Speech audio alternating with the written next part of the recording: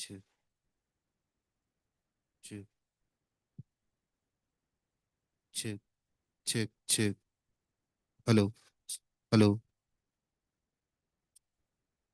check, check, hello, check, hello, hello,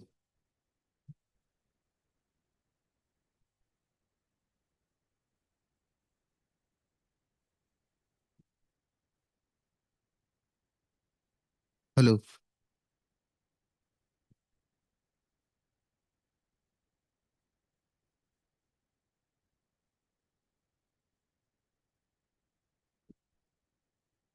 check, check, check, check, check, check, hello, check, hello.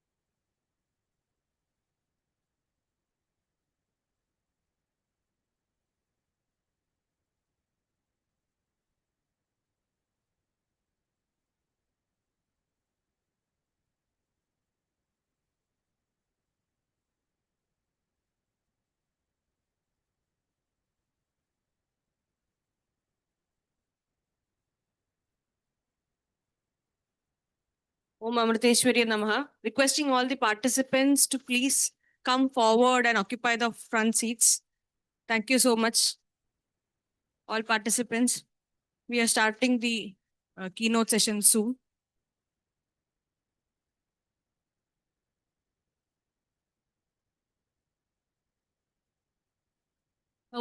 A very warm welcome to day 2 of the program on AI-enabled assistive technologies for inclusive education. Yesterday, we witnessed inspiring discussions, powerful demonstrations, and meaningful exchanges that highlighted how technology can truly enable inclusion. Today builds on that momentum with focused training sessions, hands-on demonstrations, and practical engagement. Let us begin.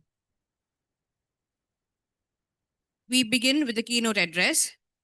We have Professor Vaishali Kole, Associate Professor at the Center for Disability Studies and Action, Tata Institute of Social Sciences. Dr. Kole has extensive experience in disability inclusion, accessibility, policy, early intervention, and higher education research. She has led field action initiatives such as the I Access Right mission and contributed to the disability policy developments and inclusive education programs in universities. Her work integrates research, training, and people centered action to promote equitable access and barrier free environments for persons with disabilities, with deep expertise in inclusive education and disability studies. May I invite Professor Vaishali Kole to deliver the keynote address. Namah Shivaya, and touching to the feet of Amma, lotus feet of Amma. This is our privilege and honor to be here on this very inspiring platform to discuss the AI-enabled assistive technologies for inclusive education. I'm coming from the background of Center for Disability Studies, so I'll giving you a comprehensive overview of how inclusive education and technology together can bring about a change and transformation to all the schools as well as other organizations in the country. If you notice the current literature, 16% of global population is having one or the other kind of disability as per the World Report on Health Equity for Persons with Disability, 2022 by WHO. And this talks about one of the key agenda of 2030 of Sustainable Development Goals to ensure inclusive education and quality education for all. India has also embraced the rights-based approach to inclusive education and ensure and guarantees working towards the direction of quality education for all. Also, it has released various directions such as National Education Policy, and the vision statements opens the avenue for inclusive practices and mainstreaming inclusive education in the country. Inclusive education is a child's right and not a privilege, as per UNESCO 2021, and it defines as a process of addressing and responding to the diverse needs of all learners together, increasing their participation in the learning process in classrooms, in the communities, in their peer groups, so that we can create an equitable society and also equitable environment in the schools. It also talks about changes and modifications in the course content, approaches, structures, strategies with a common vision which covers all diverse learners and children with an age appropriate curriculum, as well as ranging to the conviction that it is responsible for the state to educate all their children. The convention, as we all know, CRPD and CRC, that is Convention for the Rights of the Child, which talks about urgent need for guaranteeing quality education for all, and an holistic approach which requires each child's potential to be maximized to the highest level, which you all are doing in your classrooms. This also talks about the most marginalized group of children has to be coming under the inclusion and inclusive education. Now, Article 24 of CRPD that protects the persons with disabilities to inclusive education highlights the importance of non-discrimination, inclusion, and rights-based approach to the inclusive education. If you look at the Indian context, and you see that 1.21 billion people out of various population, children actually are age group of 0 to 14 years, and around this translates around 30.7% of the total population in India being entitled to receive quality education as a fundamental right, which is said by Verma in 2016. Also, it talks about free and compulsory education for all the Indian children aging 6 to 14 years, that is established in the fundamental right of right to education under the PWD, under 18 led down under the separate legislation in the RPWD Act. In fact, if you look at the Indian education system, it's essentially looking at children with disabilities as exclusive facilities for them, which means tailor-made facilities for them. If you look at the statistics, I'll just quickly run through because you are learning about all the technology. So I'm just running through certain statistics, which I think you should know as teachers. 26.8 million or 2.21% of Indian population suffers with disabilities, and out of that 7.8 million are estimated as children. Under this, around 2 million of these estimates to fall under the category of 0 to 6 years, which is again said by Verma. And here the early intervention takes a very significant role. Out of that, 44.8% of persons with disability are literate, and 62.9% of those enrolled in the regular schools. Now, progression from primary school level is complex, and only 9% of the PWD completing the secondary education. So you imagine you all are teaching in the primary and secondary sector. So only this 9% of the population is actually getting the education and enrolled in the school. Along with this, retention rate is around 23.1%. Furthermore, cross-center concentration on disparities regarding access to education with the specific disability categories and gender and female are less likely to attend. So girls attend the schools lesser than the male population, and 85,000 around persons with disability are enrolled in higher education as per the 2019 Ministry of Education details.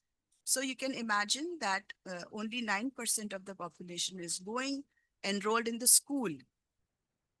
Now, this talks about, again, that how inclusive education has shown an improvement in the social and psychological outcomes, and India's Right to Education Act recognizes that every child, including a child with disability, has a right to learn in the neighborhood school. I'm sure you all are working with neighborhood schools and, and practicing integration and also inclusion to a majority of extent to include them into the mainstream. Every child with disabilities has a individualized education plan with the short-term and long-term goals, which you are doing in everyday life in your lesson plan, and also goals which are oriented towards conducting assessments and also individualized education development plan to in order to break down the tasks to make the child learn and achieve all the educational curricular goals.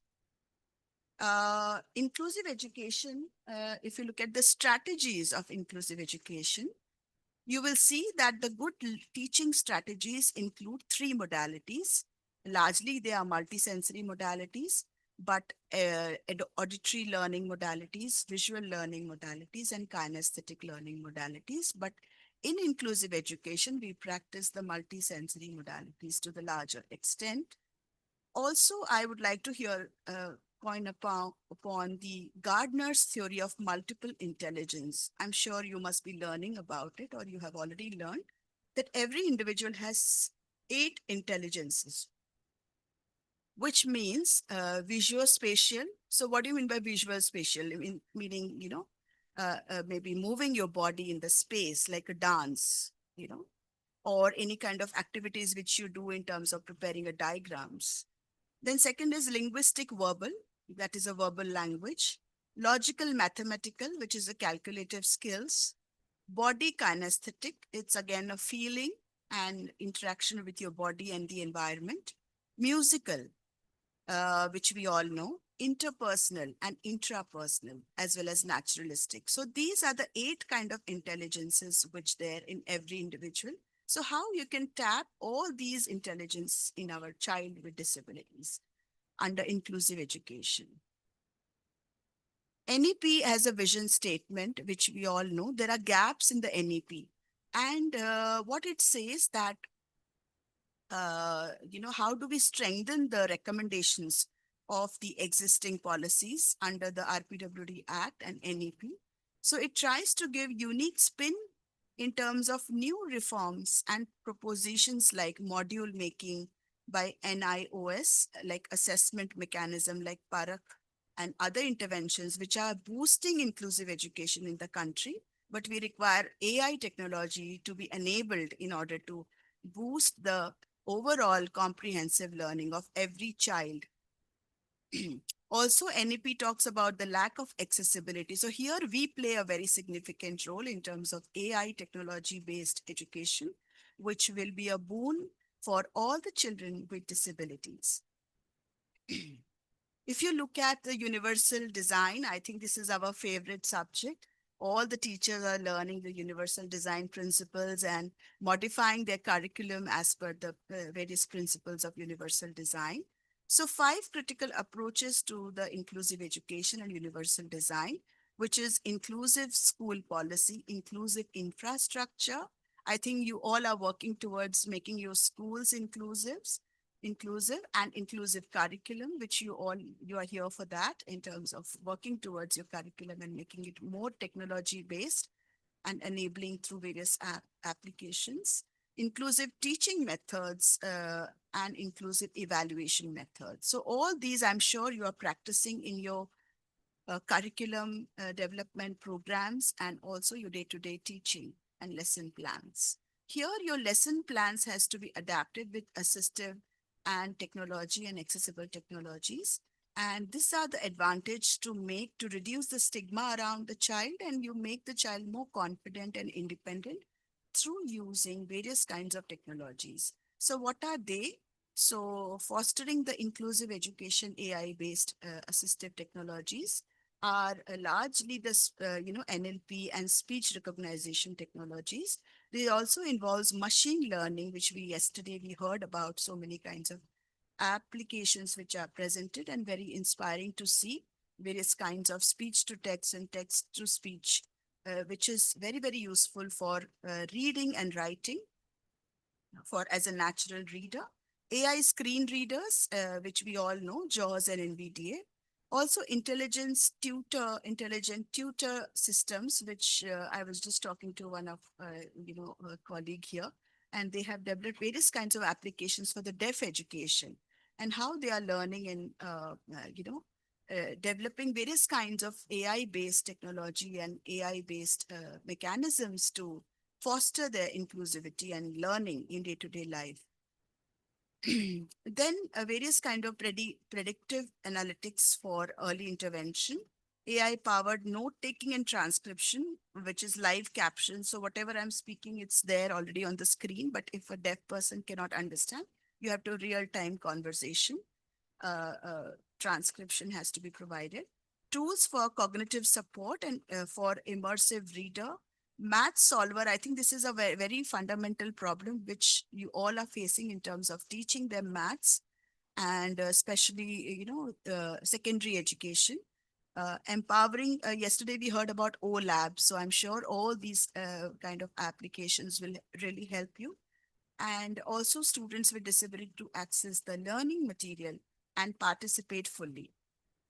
We already yesterday learned about text to speech and speech to text, which converts the speech into the audio into the text and vice versa, aiding students with dyslexia, visual impairment, and physical disabilities.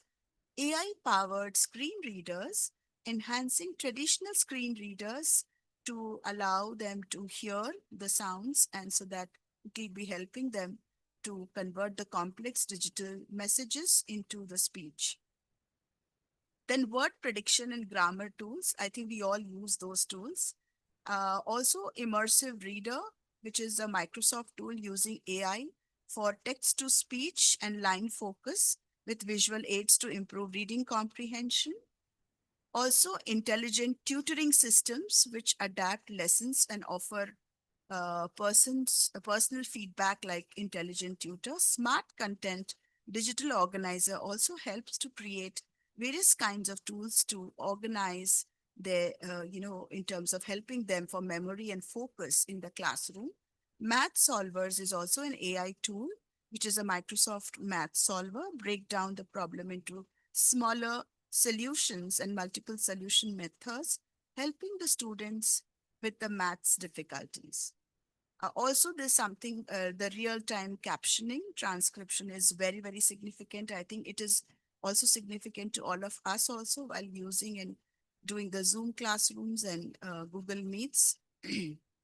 Voice assistance and NLP in terms of voice commands, control devices, and facilitating hand-free interaction. Then SIP and puff systems, which is AI enhanced sensors detect breath pattern and computers for students with severe motor disabilities. Personalized learning paths. I think these are all developed by various kinds of initiatives of the government of India in terms of making the students learn the tailor-made instructions and identify the learning gaps to create adaptive environment. Yesterday, we learned about adaptive environments and also assistive, accessible environments. So I think you all are aware about it. Adaptive, when you do it actually after the structure is already made for the convenience of the students. But we need to be creating an universally designed accessible environment for our students. Predictive analytics, which is identifying at-risk children early and allowing the education to provide timely interventions to them. Accessibility checkers and remediations. AI tools helps to develop all these digital content, ensuring the universal design for learning. This is one of the very important slide which I found for all types of students with disabilities like visual disabilities. What are the different access educational tools and teaching materials which will be required in terms of braille transcription, software, screen magnifier, optical characteristics recognition, reading machine, also brain display, touch screen tablets, braille touchscreen tablets, smartphone, braille notepad.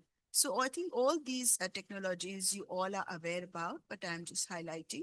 For hearing, students with hearing impairment, radio transmitters, receivers, speakers, loudspeakers, sound amplifier, loud, all these magnifying the sounds as amplifiers, and also sign language learning material. I think that various technologies developed using AI by Amrita University is definitely going to boost your understanding and engagement with the AI enabling tools to teach in your classrooms with your the children with deafness and hard of hearing. Communication in terms of children with communication difficulties, especially who are deaf, you require text to speech and screen readers and different kind of alternative and augmentative communication is also required, especially those children with the multiple disabilities. Then learning in terms of touchscreen tablets, dyslexic font and magnification, large type, cueing them to learn better, and speech generating devices or alternative communication boards. I think for motor disabilities, you require adaptive trackball mouse or joysticks or eye gaze assistive technology. So I think eye gaze assistive technology is coming in a very big way. So whatever you're thinking, it's coming on the computer. So it's very, very common in US. I think the internationally these technologies are used to allow students who are non-verbal and how mind and interface with the computer, allow the processing of various knowledge, whatever they're thinking, it's coming on the screen of the computer. So it is biofeedback is generated to make them learn. Assistive technologies devices, which are largely powered with the AI and demonstrated as a potential to increase the level of users' autonomy and also providing them real-time multisensory feedback to identify objects, faces, text to accessible environment. One of the recent advancement in artificial intelligence and computer vision is wearable technology. You wear a glasses and you are actually reading the screen, and you can detect the face. You can also scan your material.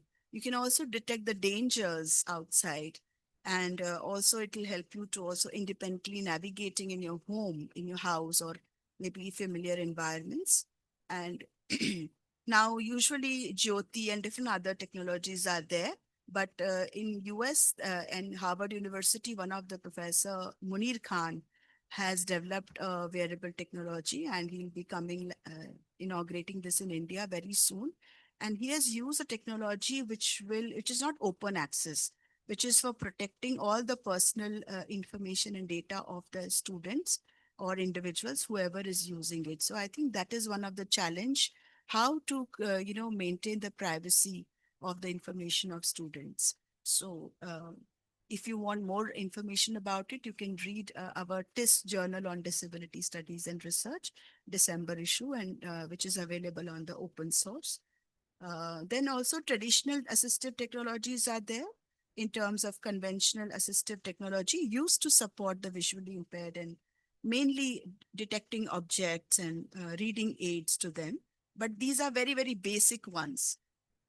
Then the wearable assistive technology, which are available in the market, as well as the smart phones and different other kind of promising solutions, which are wearable devices. Augmentated intelligence device is also allows the user what is written and recognize the face and other audible feedback. Also, face recognition technique, which we see in the airport, they're detecting your face and then you're allowing it in your digital as a DG Yatri, you can actually access. So all these technologies which are used for persons with disability, how now it's coming in the mainstream for different other purposes, for security, for different other reasons. Um, also deep learning based methods, which are also very useful in terms of learning based methodologies and allowing independent learning process of the individual. Also in terms of lightweight models and edge development are also various kinds of architectures like mobile face net or mobile net v2 or shuffle net have been suggested as a variable resources for the persons with disabilities. Also various kinds of, in terms of various kinds of face recognition learning platforms are there, which is our 3 stages in terms of pre-process and process development and rule testing, which is allowing so these are very technical words in terms of designing a particular product for using sensor technologies and all. Also privacy mechanisms and threats. I think one of the threat of using the AI and other technology where you have all the data which is on the open source. So how do you actually create various kinds of safety nets so that this information is not going out and not shared in the public domain? So that is one of it. In terms of personalizing and fairness, I think we need to have various kinds of fine tuning and meta learning and multitask objectives, which are used for personal and enhance the user accuracy in terms of protecting the privacy of the individual. Also assistive systems and integration challenges, implementation of face recognition as a wearable device to fulfill the high degree of latency, energy, and usability and requirements. So these are all for persons with visual impairment, which is used as a wearable device. Inclusive technologies support accessibility of students with disability, and 6 key advantages of using AI technology and enabling inclusive education. First, it improves the literacy and numeracy skills of the learners with different kind of disabilities. A second is adapt and makes the content more accessible and inclusive, which involves a textbook which are inclusive in nature, and digitalizing all the textbooks, will be a very, very important step. I think 10 years back when I used to talk to parents of children with disability, all the vacations they were spending in just making their textbook digitally accessible and making it in the digital format. But today, you can always scan a book, and under the Marrakesh Treaty, the government has also started various initiatives to create the digital textbooks. And in fact, if you look at the curriculum, you will see a QR code where you can scan and create a copy of your own. Third is improves access to education and in terms of accessible technology using smartphones and tablets. Then fourth is lessens the learner's dependence on the teachers. I think this is very significant, and all the different kind of studies has been done in terms of screen readers and especially for the blind students. Fifth is improves academic engagement and social participation and well-being, I think which you all are doing in your classrooms. Also facilitating inclusive design in assessments of learners and developing an individualized education plan and implementing it with the social inclusion strategies to participate in the classroom. So all these skills are very, very significant. And what we require is an inclusive education school policy. I think your school is already working on that, and you all creating that inclusive policy in your schools, or I think maybe a district level, or it may be a state level policy, which was involving all children together with all diversities and ensuring their day-to-day learning is enabled with the assistive technology and facilitating independent learning.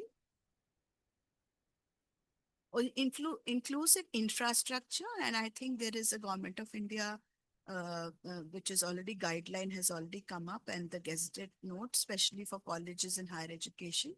Similarly, for the school education, it's already there. And in terms of making the buildings, it's not about ramps, it's not about making some fixtures, but it is about making the entire school infrastructure inclusive and accessible with the universal standards of barrier-free environment. And also it talks about the 5 elements of inclusive infrastructure, which is how doorways should be there, how ramps is there, how horizontal and vertical circulation has to be maintained, with in terms of access to all the classroom. Then flooring, how it should be anti-skid and tactile pathways should be there in the schools. Classroom environment also has to be structured in a way in terms of healthy and participatory environment along with the inclusive classroom. Also the basic requirement of making the washrooms accessible for all children, because the washrooms are just now only one washroom is there in the entire floor. So how one can also look at it from that point of view and build more these basic facilities. Also, International Bureau of Education under UNESCO defines the curriculum as a curriculum that considers and caters to all learners' needs and develop various kinds of individualistic characteristics of students as a part of shared learning experiences in the classroom to provide equal opportunities for learning for all diverse learners. So what we require is an inclusive curriculum that aims to rights of all the learners with a high quality, equitable education, as well as their basic learning needs has to be fulfilled. And this is only possible with the help of the technology and assistive devices, as well as AI-based learning platforms to enable them to fulfill all the learning opportunities. And universal design approach is one of the key important significant approach which you can use in terms of developing your curriculum as inclusive and adapting the curriculum as per the needs of your students. Now, CBSE Handbook of Inclusive Education provides specific curriculum adaptations by directing all the educators towards the diverse needs of children and how you can develop various kinds of activities. Also, the online evidence-based teaching guide is also already available in terms of emphasizing the teaching instructors developing various kinds of self-learning skills like life skills and social awareness skills and self-awareness and cultivating empathy towards the children. Also, the cultivating student-teacher relationship. I think student-teacher relationship is the key in terms of bonding no matter how much technology you build, but if you don't have a good bonding with your students and it will really affect your overall classroom environment and also your relationship as a long-term relationship with your students. So I think building relationship and dialogues with your students, with the difficult and tough students, I think is very, very essential to demonstrate empathy. And lastly, I would say the model of differentiated learning increases the inclusivity in school through teaching methods. Firstly, through looking at and observing, designing a curriculum which is based on where students were, you can measure the students in the learning curve, where do they exist, which part of the learning curve, and the children at the margins who are very vulnerable, you can pick up them and develop an individualized education plans for them, and also develop various social emotional strategies, empathy based strategies to include them in the classrooms. Also, secondly, the students learn as deeply as quickly as possible with flexibility, so their daily life experiences can be turned into a classroom board and a learning opportunity. Third is teacher students learning relationship. Fourth is the teach method with the children with autism. I think this a program which you have already known in terms of using various kinds of visual teaching methods and intervention strategies. Also, share born development movement, strategies which relies on the non-development movement experiences of the body management with the physical health enhancement, and all these techniques are there. Also, conductive education, which talks about the rehabilitation and the children with multiple disabilities. Also, diagrams and drawings, which you're doing for visually impaired, how you can make it tactile, and more multisensory modalities can be used to train them. And also exploratory study in terms of three critical factors in Indian context is attitude, knowledge about disabilities, and inclusive education teaching methods. So I'm sure you all are learning various kinds of teaching methods through your curriculum, through your state level trainings, through Amrita University trainings. You are learning these technologies and how effectively you use it, and you can always give a feedback to trainers in terms of how effective they are, and if you have done any innovative work, you can always share with the platform so that your inputs will be strengthening the existing system. Then the improving the quality of teachers training. So I am today's workshop, I think it's a part of teachers training and using enabling technology. So I'm sure you'll be learning about various technologies which are AI based and very technical in nature. But I think with through practice, you can easily learn those. Improving the quality of teacher programs becomes very, very fundamental to, and various kinds of degree and diploma courses will help you to strengthen your inclusive teaching pedagogies and strategies, and also evaluation practices. Also, universal design for learning. I think this I have already talked about. The goal You can use various instructional rubrics. I think you are already doing it in terms of your teaching learning methods. Instead of giving them marks, you can also create a rubrics with the qualitative performance of each child, how much motivated this child is, how well he's empathetic, or how is his concentration. And you can look at various other parameters, and depending upon your the age specific parameters as per each classroom, also subject specific parameters, and you can use various kinds of methods to teach them. Ministry of Education 2020 has introduced multiple online learning platforms, which are there in CRT, and different other platforms are there where you can learn all these in terms of the app of Diksha, ePathshala, web portals. These are open repositories for education and inclusive education like Swayam and National Digital Library. All these platforms are available to you. At the end of the day, we have to become a very skill oriented teacher as an inclusive educator. And I think the attitude has to be there in our verbal skills as well as in our body language and how we demonstrate ourselves in our everyday teaching in our classrooms becomes fundamental to create an inclusive environment in all the schools with our diverse learners. I think what I saw in Amma's, when I visited Amma's temple yesterday, and I saw a quote, every child is a winner.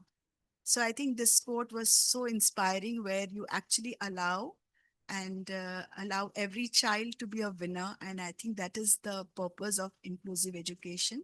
And technology actually makes him a winner. And how AI can also further multiply and develop his skills to be a winner in your as you are a teacher. So obviously, when you become the child is a winner, you also win at the same time. So imagine all 100 children are winners. So how much you will be the 100 times winner in terms of as a teacher. So with this note, I sincerely thank Amrita University for giving this wonderful opportunity to me to talk in front of you. And I belong to the Center for Disability Studies, Tata Institute of Social Sciences, Mumbai. And it's a university. You're most welcome to come and do any kind of courses you want.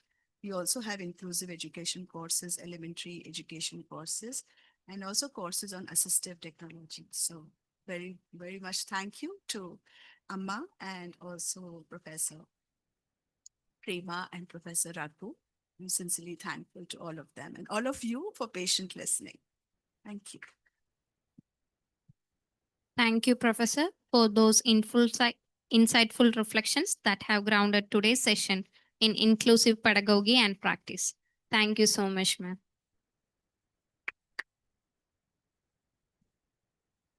Next, we have an interactive session. For this, I would like to introduce our trainers from National Institute of Speech and Hearing, NISH. May I now invite your attention to Dr. Raji NR, Assistant Professor and in charge of Department of Computer Science, Degree Hearing Impaired at the National Institute of Speech and Hearing. She has been associated with NISH since 1998 and has made significant contributions to technology-enabled education for deaf students. A recipient of National Innovative Lecture Award for her C programming lectures in Indian Sign Language. She also holds a PhD in Deaf Education and Computer Science and is certified in Indian Sign Languages Level A and B. May I now invite your attention to Dr. Raji Gopal, Head of the Degree Hearing Impairment Department at National Institute of Speech and Hearing. With over 25 years of experience in deaf education, she oversees undergraduate programs affiliated with the University of Kerala and diploma programs approved by Rehabilitation Council of India. A registered special educator with RCI, she has contributed extensively to accessibility, sign language, and curriculum development initiatives, and is a frequent resource person at the state and national forums. Please join in welcoming Dr. Raji Gopal and Dr. Raji NR. Over to you, ma'am.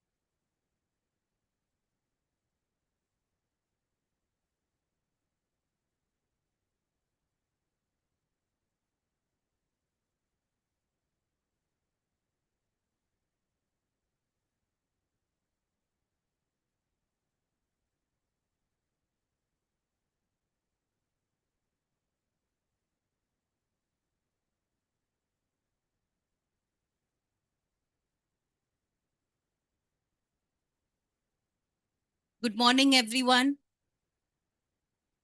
Yeah, so this is the sign for good morning. Yeah. So as I was introduced, I'm Dr. Raji Gopal. I head the collegiate program for deaf and hard of hearing. My colleague is Dr. Raji NR, and she heads the computer science program at NISH. So how many of you have heard of the National Institute of Speech and Hearing? A show of hands, please. Okay, good. So I guess since you've heard of NISH, you're also aware of our programs, perhaps. So let me just start with a brief introduction about our institute. Maybe it will be useful in terms of conveying the information to someone who needs it, someone you may know. So let's start with a small, this is our campus. It's in Akulam, Tiruvananthapuram. So the building that you see, the tall building, the brown building, that's where my office is. And my students are also in that building. Next slide. So these are the three programs that I mentioned. We have we have BSc Computer Science, BCom, and Fine Arts. So we started these programs exclusively for the deaf and hard of hearing, and these programs are affiliated with the University of Kerala. We started with BSc and Fine Arts program in 2008, and in 2013 we added the BCom program. So now there's a difference from the regular UG programs that are offered by universities. Difference is that instead of a regular 3-year program, these are 4-year programs.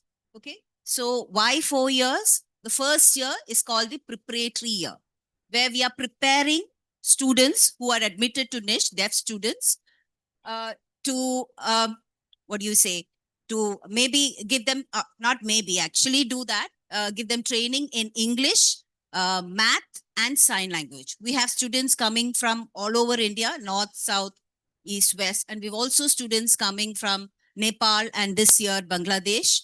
So we introduce sign language also as a subject because all our subjects, all our teaching is done in sign language. So it is necessary to have a standardized or a uniform version of transacting the curriculum. So that is why we have ISL as a subject. So I guess it is evident that all our teachers are also trained in ISL. All our teachers have completed the ISL A, B, C levels offered by RCI. Now it's no longer available. They've taken off that 3 months, totally 9 months course. Now what is being offered by RCI is the Diploma in Indian Sign Language Interpretation, which is also offered at NISH. So like I said, the preparatory program, which is mandatory. I mean, the sense they have to pass the first year program. Only then can they move on to the second year and continue and finish their degree. If they fail the first year, they have to quit the program. So this is what we have put it. Why do you think we've put the preparatory year? Teachers who are teaching the deaf would know the challenges that we face when teaching deaf students. When they come to us after finishing their +2, their school education, many of them do not have reading and writing skills that are age appropriate. So when they come to us, they are 17, 18, 19-year-olds. Yes. But when they come to us, they would not be able to write. So this stress, this scenario has not changed much over the years also. I mean, this is still continuing. We still have students coming, enrolling for our graduate programs with very limited, or rather, actually no literacy, so to speak. Reading and writing, they should be able to do on their own, but that is the struggle, that is the challenge. So the scenario has not changed much. I've been in this area for almost 27 years. This is my 27th year. And ever since I joined NISH, this has been going on this has been talked about also in many conferences, etc., etc. But actually, we have not been able to, break that problem and find a really good solution that we can apply across schools. We are still at it. We are still at it. Okay. So why are we here? So that's a question that's being put to all of you. Why are we here? To understand challenges in higher education, because we are offering programs for the higher education, sharing real success and failures, what worked for us in our classrooms, what failed when we tried out, what failed, and then also learn from each other. So we hope that this is going to be an interactive session. We need your participation, then only this makes sense. And also building continuity from school to college. So many of you may be teachers teaching in schools, in special schools. And how do we continue that to college? You want your students to go to college. You want your students to get a degree. You want your students to work, be employed at a good company or government sector, wherever. So the basic qualification, at least our special child should have a degree. Yes. Now the aspirations have gone up. They also need a postgraduate. Some of them are there who aspire for a post graduation also. So good. Why not a PhD? There are many people who aspire for a PhD, but do they have it in them to get or earn a PhD degree without taking help from anyone on their own? Of course, guide will be there. Guide will uh, guide the research scholar. That is all said and done. But on their own, will they be able to write a thesis, submit a thesis? So that's the question. Okay. Yeah. So we would like to get some answers from you, and we want you to share your experience with us. So this is a QR code. If you could take out your mobile phones and just scan the QR code, there will be a poll. There will be a small quiz.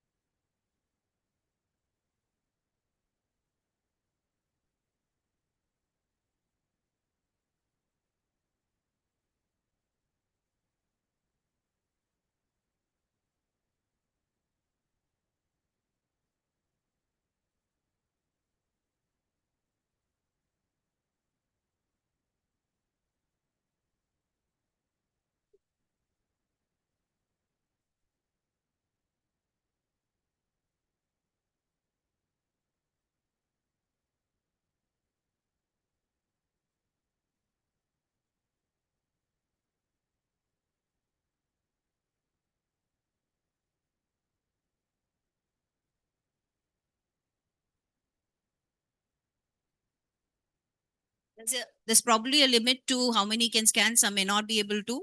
There are multiple users. Probably the platform will put a stop. Google Lens, I think they do.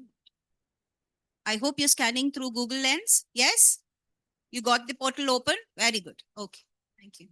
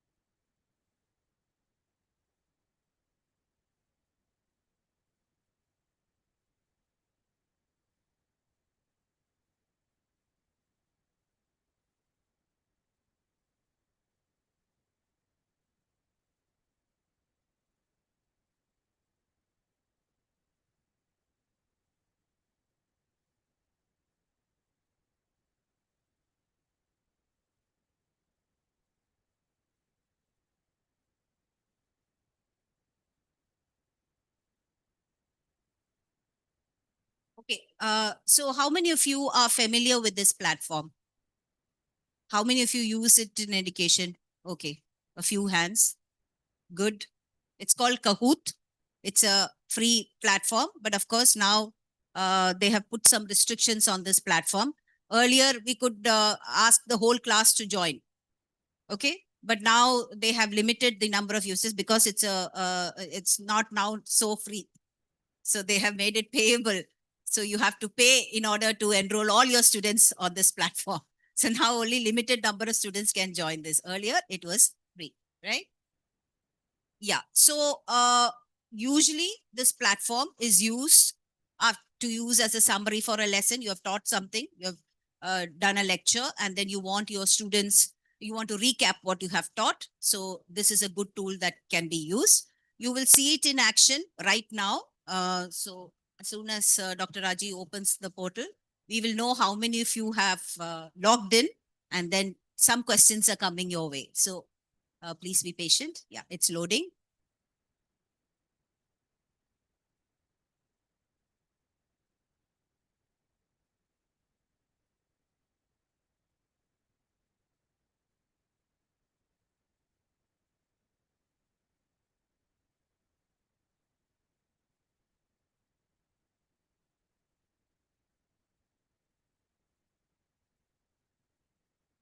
Oops.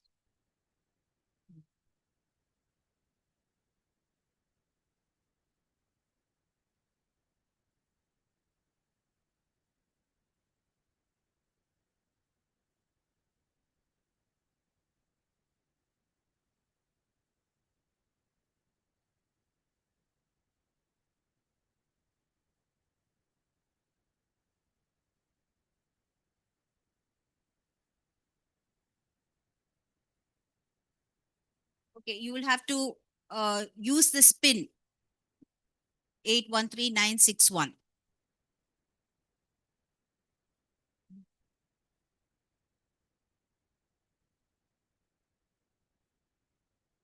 You can change your names. If there's the QR code on top. Yeah, you can put secret names. You need not reveal who you are.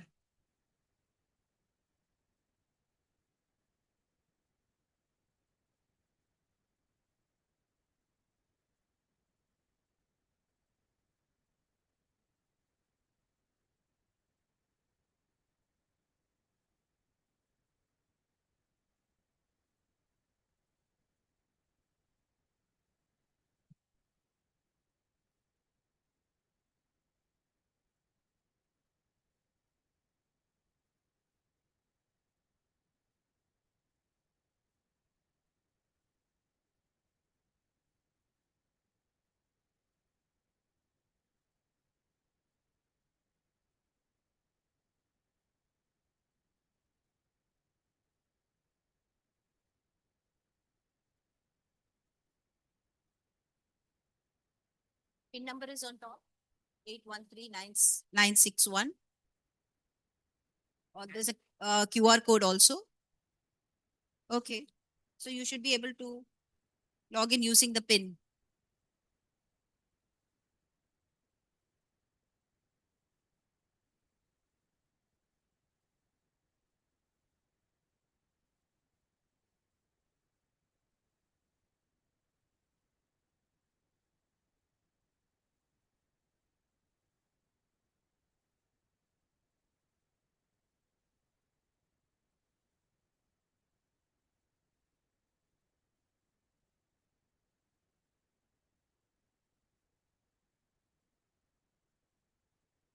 Okay. We're going to start it.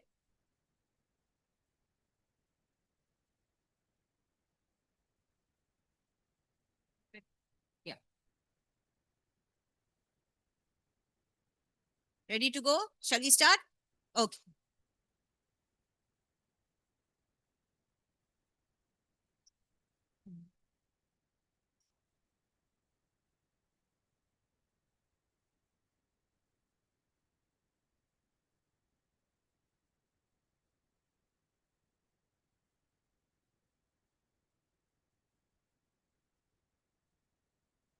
So there are 5 questions. This is the first question. Net connection, net issue, I think. How many of you students go for higher education? You have to select the 4 choices before you. Please select any one.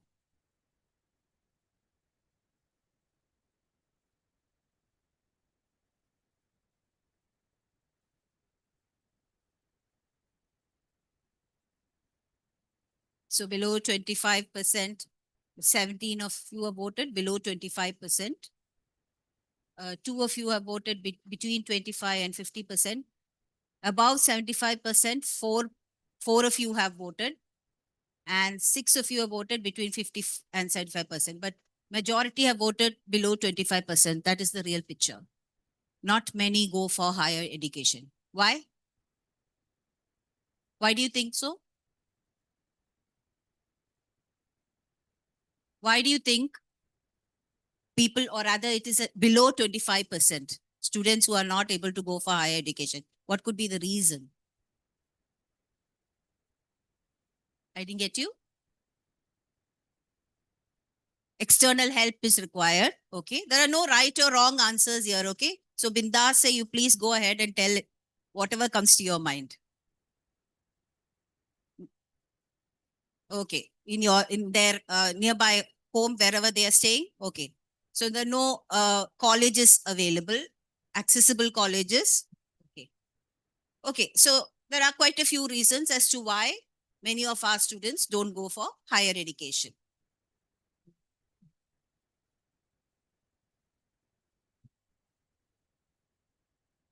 What's the biggest fear about higher education for deaf students? What do you think? Is it language barrier? Is it lack of support? Is it academic difficulty? Or is it isolation that they fear?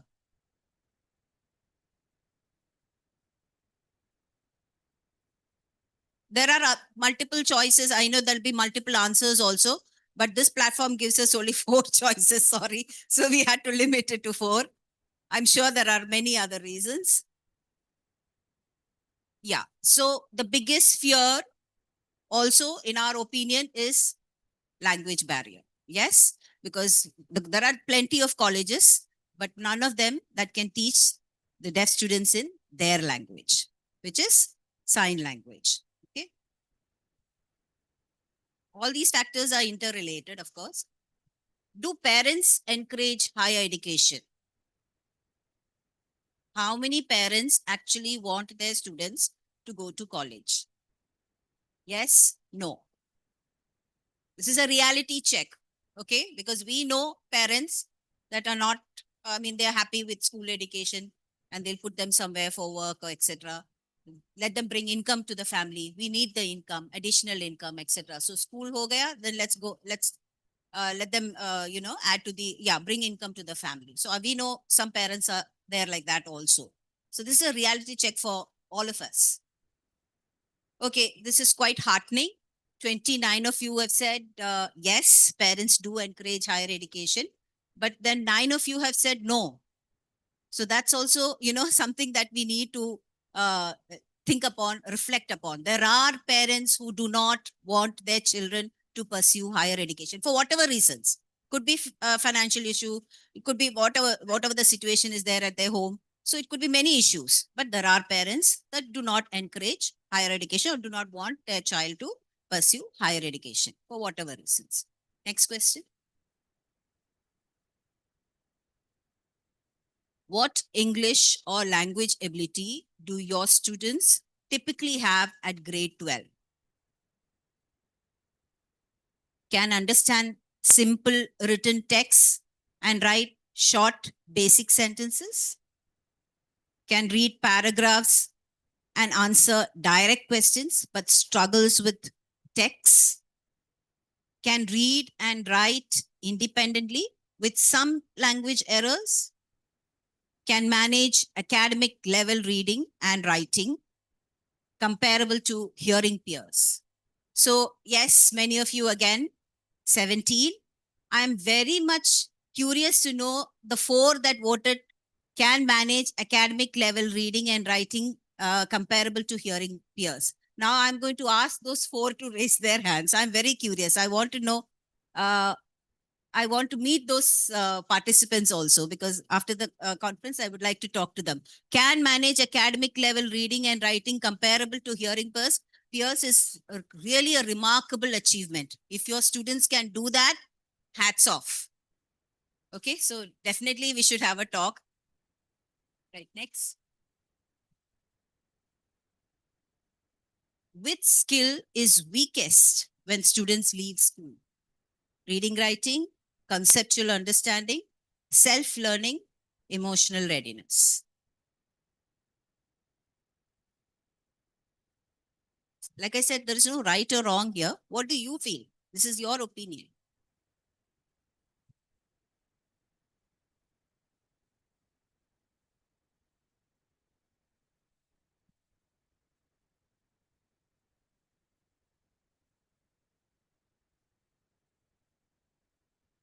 Again, many of you have voted, 19 of you have voted reading, writing. 7 of you have voted emotional readiness is the weakest in school. I mean, when they leave school. 3 of you, conceptual understanding, and 4 of you, self-learning. So they don't have self-learning skills. They always depend on others. So like I said, there's no right and wrong. All these are interconnected. All these are related. So we cannot, say this is the right answer for this is the right answer. Many skills are lacking or weak when deaf students leave school. So this is also something that we must reflect on. Why? 12 years of schooling and still we are unable to equip our students to go to college or pursue higher education. So I don't want to lay blame on anyone. I'm not pointing fingers at anyone, but who is responsible for this? Why is it so only for deaf students? Why is it? Why are they not able to read and write age appropriately after 12 years of schooling? What is happening? What is happening in these schools? What is going wrong? Something to reflect.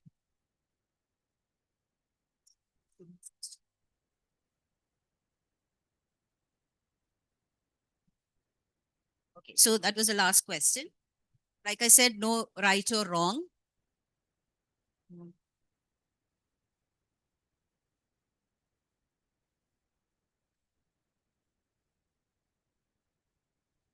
Yeah.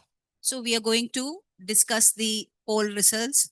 So you already gave your answers. Now we want some of you to share your experience. Why did you mark what you marked? If you are a teacher teaching in a special school, or if you're a teacher of the deaf, please share your experience. What about the 4 who said that they can read passages? Who are those 4? 4 of you, nobody is going to raise their hands now because they don't want to be standing up. Yeah, okay, please, teacher. Maybe a mic. Teacher there raised her hand. Can someone give a mic there? Amal?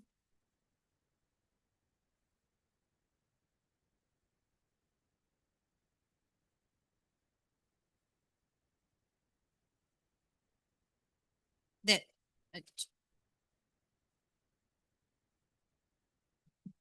She just wants to repeat the question. Which, these, all 4? All 5? No. So the question was, the question posed was, when your students leave grade 12, what is their reading level or English language ability? So 4 of you said can read passages comparable to hearing peers. This as good as hearing students. They're able to read, write on their own passages. So 4 of you have marked that. I would like to hear from those 4, whoever marked them. Anyone? Those 4 are here, right? What's happening? Something good must be happening in those schools. And we want to copy that. So please share. Yeah. Can you share a mic here?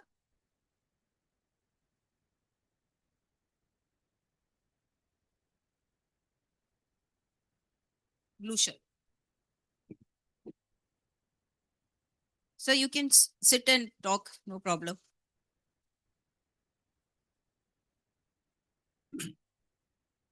Myself, I'm Sudhakar. I'm a special educator, HI. Okay. Ma'am, most of the school has teaching in the local language. So my state is Telangana. All the schools are teaching in Telugu only. So now you introduce in the ISL.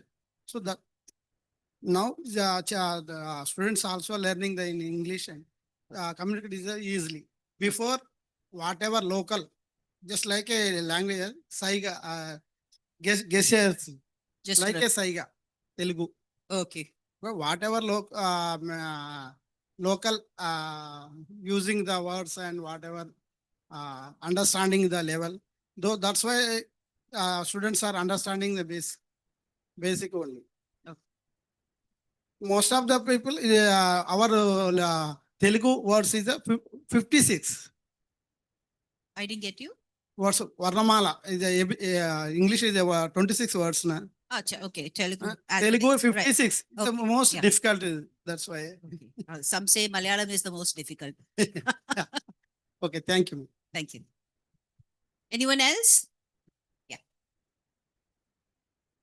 Ma'am, we are finding actually parents illiteracy Right. is a main drawback in our school. Mhm. Usually, whatever we teach children good at reading, Mhm. that portion, whatever we teach at the school, they learn very well. But if we give something else to do as homework, they cannot do. So usually we give the same topic, whatever topic they have to find it from Google or YouTube. We give the topic name. We'll ask them to write. And again, keywords also we give them to find from the video. Then through that videos, we don't actually OLAPs. After coming here only, we are introduced Right. that OLAPs. So till now we are following only Google, that YouTube videos only. Okay. So usually through that, through visual mode, their children are able to understand very well. And we give main thing is like naming words we introduce. Mhm. After that, we follow the related verb or according. After that, again we'll give the sentence. First, it's a word level, next a sentence level, and again we come to paragraph level. Okay. Because of that, they are able to do. And we encourage only lip read and listening. Okay. Okay. So some children where they came very late in to the school. Those children they find very difficult to follow, develop their lip read and listening Yes. skills. So for them, that sign language is useful. We have understood that. Okay. So with the help of these things, we are managing. But again, like parents' illiteracy is the main disadvantage for us. And some parents are there, very smart parents, though they don't know the literacy skills, but they guide and force children to learn through the videos and all. Right. If we say, what is the homework teacher given to you? Just show me. How did you do? And when we asked, automatically the child get alerted and he tries to do. Right. Some parents, they totally leave the child and they don't take the responsibility. Then it's very difficult. Though they have very mild, like less hearing loss, like mild hearing loss also, they are not able to learn very well. Yours is a day school Yeah, day school only. We When- were up to 12th standard? no. We have up to 7th standard. Okay. We identify the children at the age of 3.5 years only. Right. We do training from the through the mother infant stimulation program. We are from SGS Vagdevi Center, Bangalore. Okay. So you have an early intervention Early, program? early intervention program we have. So we start with the mother infant stimulation program. So we introduce here, we develop hearing skills that Listening skills. listening skills. Through that, the child develops reading, writing as well speech. So all your students use hearing aids or are Yeah, cochlear yeah. implanted? Yeah, They're all Very with good. to both the hearing aids they wear, Mm. and some of them are cochlear implant surgeries are there. Okay. So they stay with us 2-3 years Mhm. initially. Once Right. they start developing listening skill and language, Right. usually we shift them to first standard level. 1, 2, 3 levels. After usually cochlear children, they will get to inclusive schools after third standard. Uh-huh. Some children still they cannot mingle with the normal children. They'll continue with us till seventh standard. What happens to your students after the seventh standard? Where do they go? And again, as you said, there are some difficulties. Till now, actually, we had in Kannada medium, in local Karnataka language. So Kannada medium we used to have. Once they passed out the seventh standard from us, again finding them a Kannada school is very difficult. Right. So we started introducing English medium. We have taken permission from the state government, Okay. and we have given till seventh standard. In both the mediums, we guide them. Okay. So initially, that mother infant stimulation program starts with the mother tongue. So the mother can give a good amount of language to the kid in through daily routine.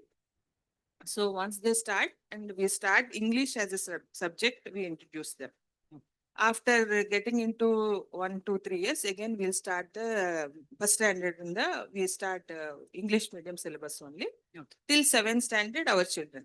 Okay. Here, As a teacher, you are satisfied with your students' progress?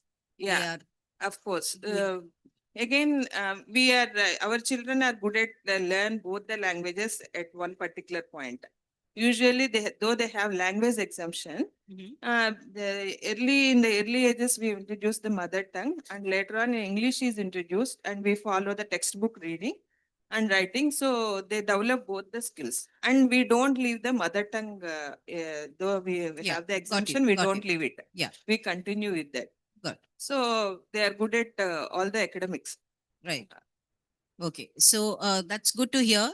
Something is working in your school, but largely I'm from Kerala, and we have around 33 special schools for the deaf and hard of hearing.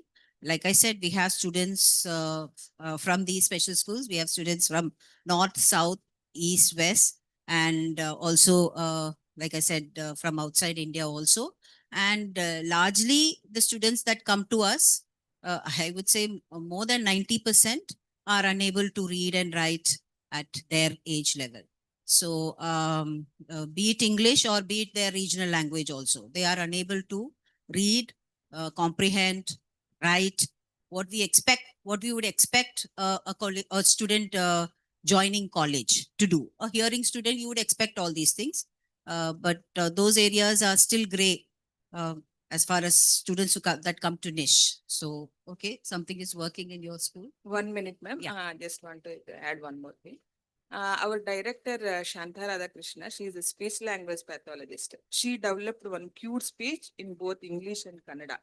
So she gives a sign for like hand oral movement. So she gives a cue for all the letters. So we introduced the speech and writing through that cue speech only. Okay. Once the child is able to learn through the observe our oral expression, he will learn the reading and writing. Yeah. So it's available in Google, Kannada cue speech and handwriting. We usually apply the same thing in English also. So it's very helpful to children whoever learn through reading, writing as well listening. Okay.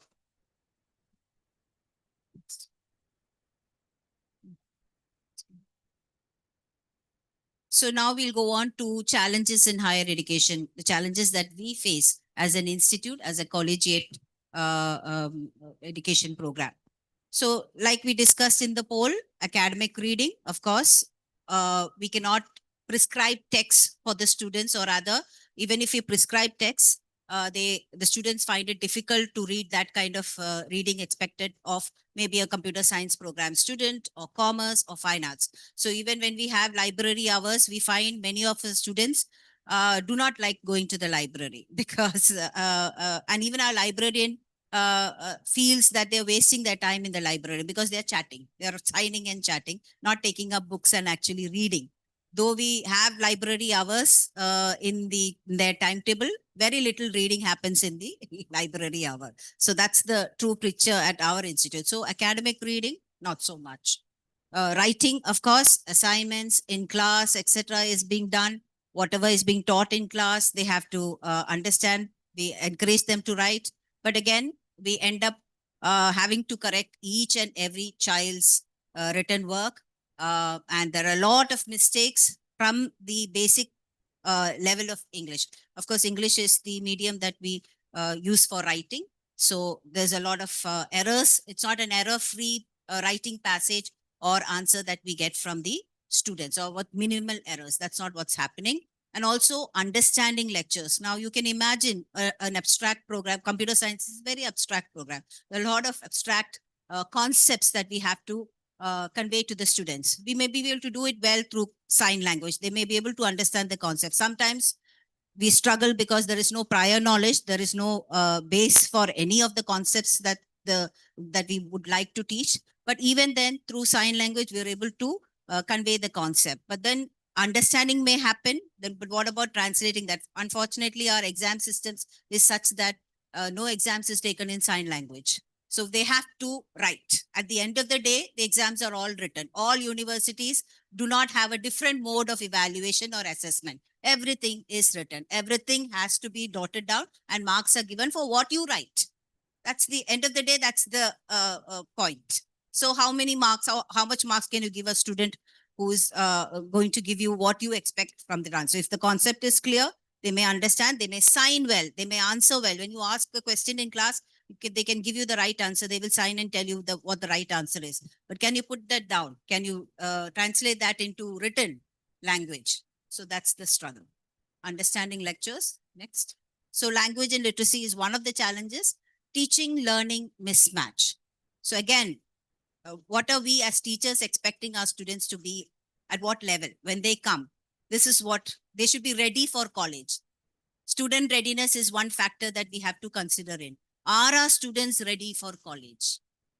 Are they being, is that process happening in schools? Are they ready to take on higher education in colleges? So that's the question. So when we are at college, we are expected to teach at a higher level. There have been instances and there have been students where we had to start with letters of the alphabet. A, B, C. English class, we cannot move forward because the students could not write the letters of the alphabet. Imagine. How do we teach the child who is enrolled for a college program, a computer science program, or a commerce program? And how can we teach English where we have to start with letters of the alphabet? That's really a big challenge. So of course that's there. That mismatch is always there. Lecture heavy classes. Whenever we deliver lectures, we can't like randomly, just like how I would take a mic and just randomly talk. No, that can't be done. It has to match with the students' level. I have to modify my lectures. I have to simplify my lectures and make sure that what I am conveying is understood by the student through whatever means. It could be visual, it could be interactive, it could be the platforms that we use, etc., to make sure that what I have delivered in class is understood by the students. Then lack of visual pedagogy. Of course, there are not a lot of pedagogy available that we can use, because our deaf students are usually visual. I mean, always visual. I mean, they or rather imbibe lectures, take learning, etc., through the visual means. Sign language itself, it's a visual gestural language. So very little visual pedagogy. Then no sign language. Of course, facility should be there to transact the curriculum also in sign language. Now, if your deaf student has gone through an early intervention program, is implanted or is using hearing aids, is able to talk in a spoken language, does not use sign language, we would not expect him to register or come for a collegiate program exclusively for the deaf. We would want him to go into mainstream. Why would you want your child to study in a special college? You don't want that. We would want your child, if he is good at it, we want him to go into the mainstream, get exposure there. But many of them, though after +2, they may be good. Those who are using hearing aids or implants also come for the collegiate program. What happens? is that when they reach college, they find that nothing is accessible there. So college lectures, we've all attended college lectures. So they go at, that pace. So it is not accessible. So they're saying, I can't understand a thing. What is happening in school is a different scenario, but in colleges, it's totally different. I'm just sitting there. Nobody is even looking at me. I'm not even being given attention to. Teacher doesn't know that I am deaf. These are the things that the students come back. Those who move from a regular college come to our college and say these are the situation that they come through. And of course, assessment and evaluation, only written exams. Students have constantly asked us, can we have the exam in sign language? So we are not a university, so we cannot take those decisions. But even universities do not, I'm not aware of any university in India that conducts assessments in sign language for deaf students. I'm talking about university programs. Of course, time. You have a syllabus, we have a curriculum, we have to transact that within that limited time, because there is an assessment at the end. All the collegiate programs, all the programs are divided into semesters. So at the end of the first semester, second semester, there are exams and all these has to be completed.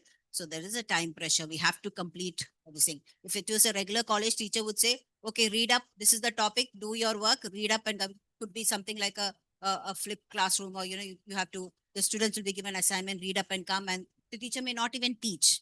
But that can't happen with deaf students. We have to take all the topics. We have to teach all the topics.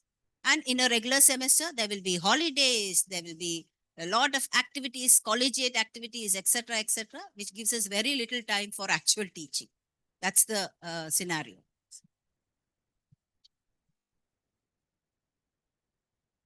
Yeah. One more, psychological challenges: lack of accountability, fear of asking questions, low confidence, isolation. These are all things that came up in the poll also. So all these challenges are there. We have to tackle so many things when students come into higher, or rather the students are facing so many challenges when they come into higher education.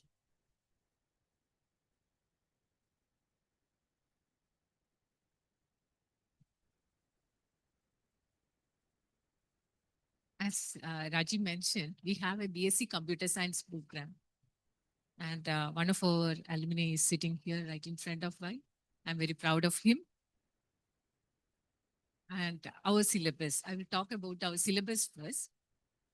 We start with web programming. Why we start with web programming? Because it is very visual. When you write some tags and design a web page, you can see the output. You can see the web page, and as the time goes, he can design a website by himself. That gives him confidence. So we designed our syllabus in such a way that after the school, we can't expect the student to have some computer science skills. Like, it's not like the computer science is totally a different subject. It's not like English language learning or science learning, physics or chemistry or biology. It's totally different. You need reasoning skills. That are the most important skills that is a computer science student should have. Reasoning skill, problem solving skills. So analytical skills, these all skills are very important. So we can't just straight away, we can't start the computer science programming subject. Our syllabus is like more job oriented syllabus because it contains so many practical hours, more practical hours than theory. Of course, we don't dilute the theory sessions, but we always support theory sessions with corresponding lab sessions to reinforce what we taught in the class concepts. So that is how we start web designing. But the first year, we start web design. So the next year, we start programming. Again, programming is different. We can't simply by heart the concept and write in the examination. You have to think, you have to solve a problem. All the questions are based on a problem, and you have to write a program to solve that problem. That is how the computer science subject goes. So the students have to develop some logical and reasoning skills. And it's not very easy to teach programming. We had many challenges when when we start the course.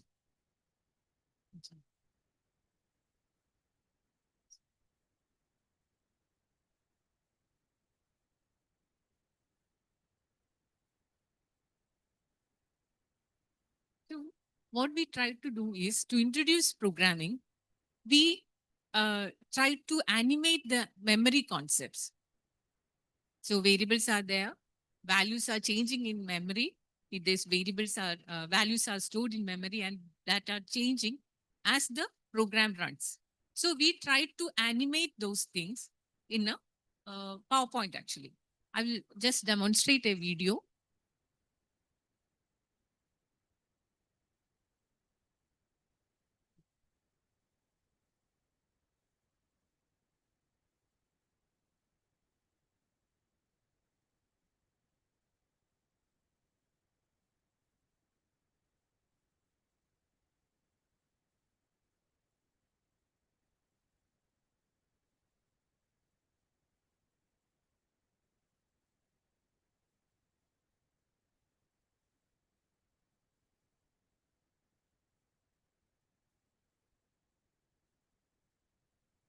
This is a video that illustrates how a while statement works.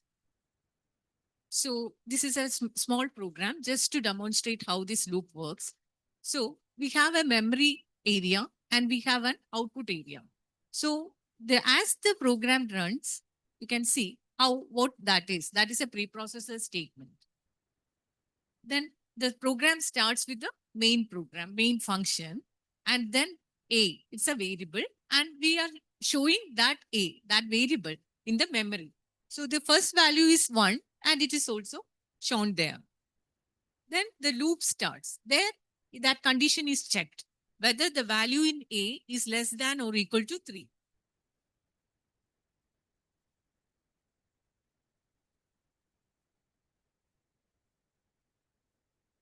Yes, it's correct. It is less than 3. So it enters the loop. And in print, it prints the value A. A means the value that is stored in with variable A. That is 1. So that is how the output appears. And then the value of A is incremented. That is memory. It is changing to 2. So then again, it goes to back to the loop, checks the condition, whether A is less than or equal to 3. Now the value of A is 2. And it is that less than 3? Yes, it is. So again, the loop runs. This is how we demonstrate a symbol loop. So this is not a difficult animation to make. Every teacher can make it. I used PowerPoint for this. In PowerPoint, you have an option called animation. Just practice it. First, maybe to start with, it will be difficult, but when you do it for 1 or 2 PPTs, it will be easy. For computer science teachers, it will be very easy. So even using PowerPoint or Office, everybody will have their Office installed in their computer. So you can use PowerPoint for such animations, and this is a very effective tool. Since deaf students are very visual, this will be helpful to start the programming. So these all are very basic concept: loop, conditional statements, looping statements, functions, and scope of variables, the global scope, the local scope, everything you can demonstrate using these PowerPoint animations. Only you need is some creativity you need. That's all you need.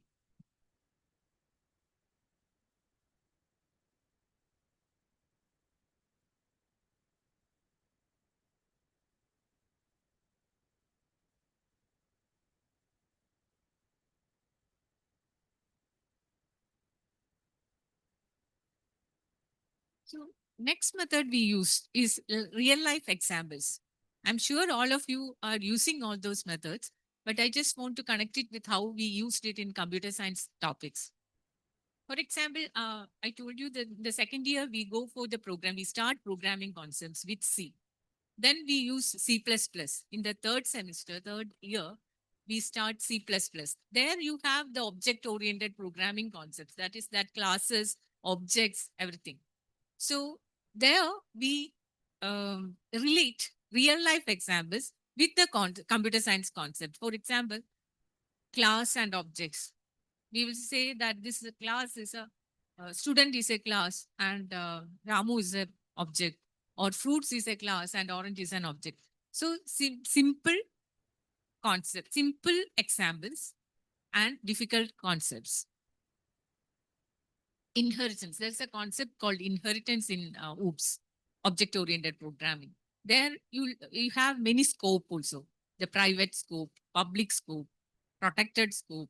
So we can also relate that to our family and say how the inheritance goes. For me, my toothbrush, it is very private to me. I won't give to another person. But public, it is like a KSRTC bus, a government bus. Anybody can go inside. Anybody can use it, use to travel. And protected, it's for me and only for my son, like my car. I won't give to anybody else. I will use and I will give to my son.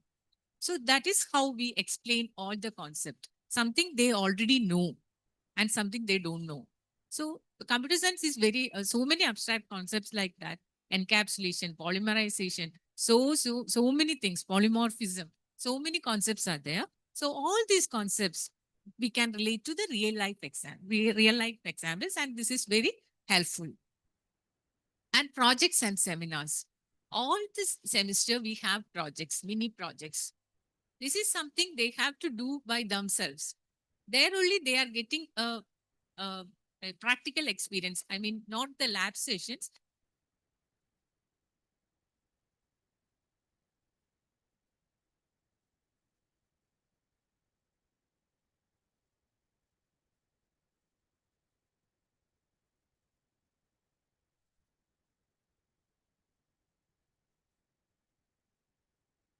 Thank you. So it's an application, the whole application, not small programs. So for the initial semesters, they will do it as a team project, 4 students a project. And for the final semester, they will do it as a single major project with 400 marks. So it's very important and very good, very effective for the students to get the concept better. And seminars. We also have seminars, which is something as students should take a topic. He should select a topic and have to discuss like we do in our colleges. They have to discuss it with their guide and they have to finalize the topic. And so this topic should be something out of syllabus, not in their syllabus. So many of our students take artificial intelligence, deep learning, machine learning, all these topics they try. So that is also very important. These all things were, these all methods worked for us. These all are our success stories. And for max teachers, some success stories from the max teachers also. Okay, so some when we share some success stories, we need to share some failure stories also. Okay, so when we have a subject called digital electronics in our syllabus, some concepts like current, voltage, it's very difficult to explain. The only sign we have for current is this thing. This is light. Light is not current. So it is very difficult because we have we are teaching about something else, maybe about half wave rectifier or a full wave rectifier or something else. We are PN junction diode or semiconductors or something. So we can't devote our time more time on current and voltage. They should come from their school time. That is one of the difficult areas I always face. I am at niche for the last 27 years, but I couldn't find a solution for that. Still, I struggle with current and voltage. So that is one small example. There are so many examples where still I find difficult. Also, the contextual learning, that meaning changes with context. Square is one term which always confuses student, because write the square of a number, find the square of a number and find the area of a square. Both words are square. So they always confuse between which square where. So yeah, that is the context. They don't know how to get the meaning from the context. That is another thing. So there's a limitation in time. We have many success stories and failure stories.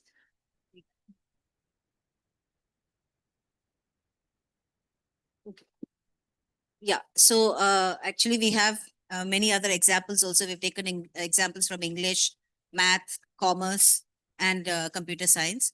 But due to lack of time, we will be unable to share. But if anyone should be interested in meeting us, we are here for the day. Please do come and talk, and we'll gladly share more such stories with you. So we have come to the end of our sessions. I would like to thank Professor Prema for giving us this opportunity to come and present at this conference, and also the organizing committee for making all the arrangements to get us here. So thank you so much. Thank you. Thank you.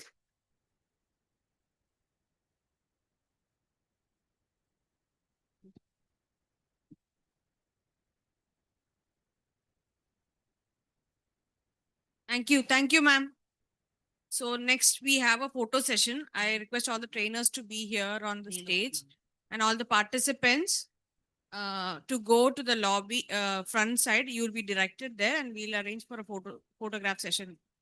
Okay. After the photograph session, we want all the mainstream teachers to go to the lab upstairs. Okay. And all the special educators, please come back. I repeat, all the mainstream teachers to go to the lab. Okay, we have a training session there, and all the special educators and special school teachers to come back. Thank you. I hope it is clear.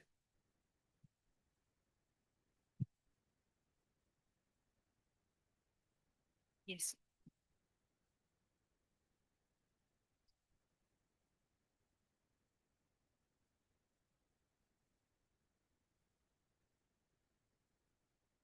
And session 12.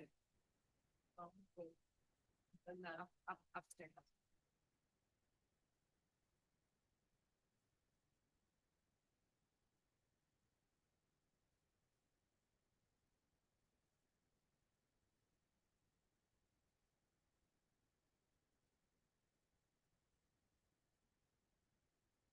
Yes.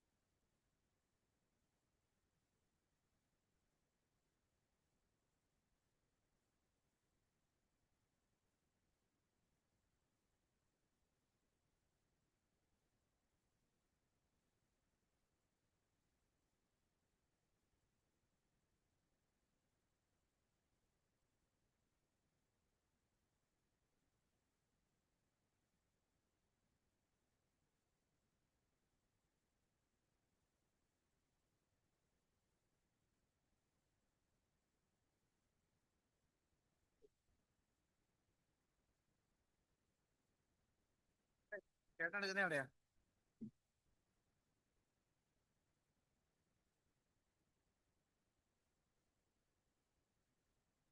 രണ്ട് photo session ഉണ്ടോ?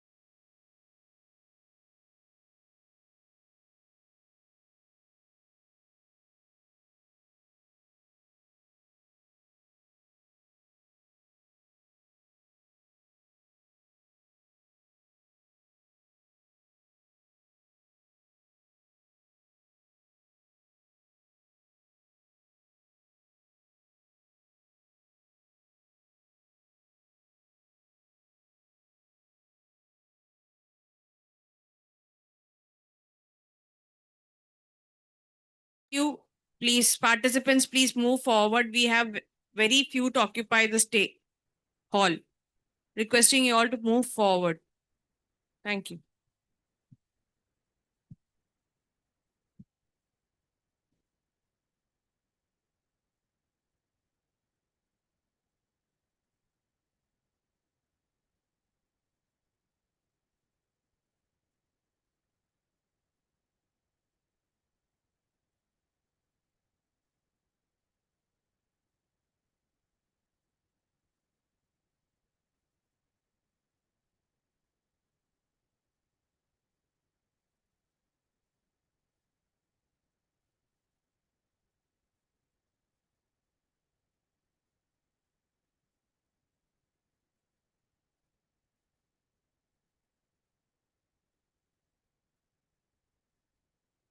All regular education teachers are requested to be at the third floor, and then special education teachers should be here. If you move forward, it would be very nice. If you want to be in the back, I understand. Sometimes I want to be in the back, but it's nice if people come forward.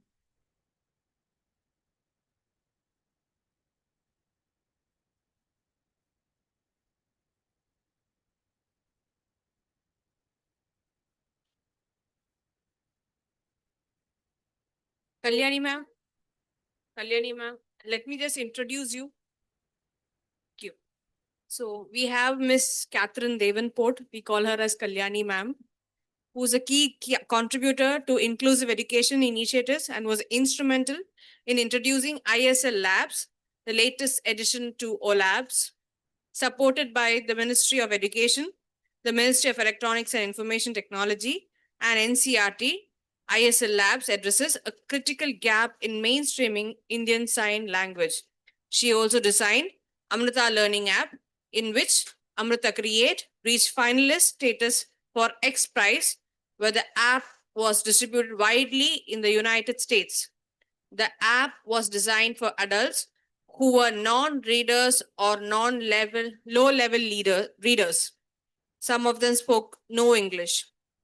The platform offers a free, gamified, and user-friendly learning environment that enables learners to engage with ISL from the comfort of their homes. By combining accessibility with interactive designs, ISL Labs make sign language learning inclusive and engaging for a wide audience. The initiative was well received for its potential to advance accessible and inclusive education at scale. Welcome, ma'am. Thank you for that nice introduction. I'm so pleased to be here speaking to all of you. I admire everybody here so much. If you're here, then you're somebody who has interest in education, whether you're a student or a teacher. And if you're a teacher, then you know you're carrying God's own work with you. Caring for those who actually need someone that will bond with the students at a heart level in order to bring forth whatever growth is possible and to inspire the students. I felt so lucky to see all the previous speakers, and I am not at that level, but I have high respect for everybody here. Thank you. My background is I was actually a regular education school teacher, sixth standard in Hayward, California. And 90% of my students came from languages where their home English was not spoken at home. So the students all came to me at sixth standard with very mixed language abilities in English. Usually in one year, I would have two children who did not speak English at all. And then from there, I would have children reading at the first grade level, second grade level, third, fourth, fifth, sixth. When I was a teacher there were no textbooks. So in some ways that was very lucky because I learned how to create a situation where multi-level learners could learn. And one way I did this, which some of you may naturally do, is I created groups for some of the language learning. And I engaged help with other adults at the school and parents and organized activities where children could learn at their own level.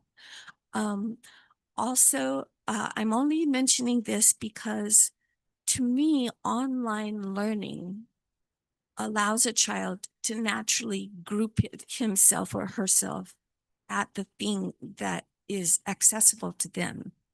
And in the activities here, there's something accessible to pretty much everybody. I know, and I have great feeling for the fact that ISL, ISL products are best developed by deaf people, perhaps.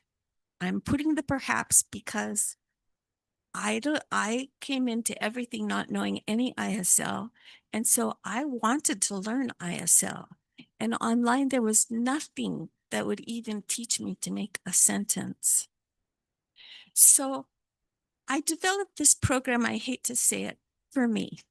I wanted to learn ISL. So I was provided all the experts.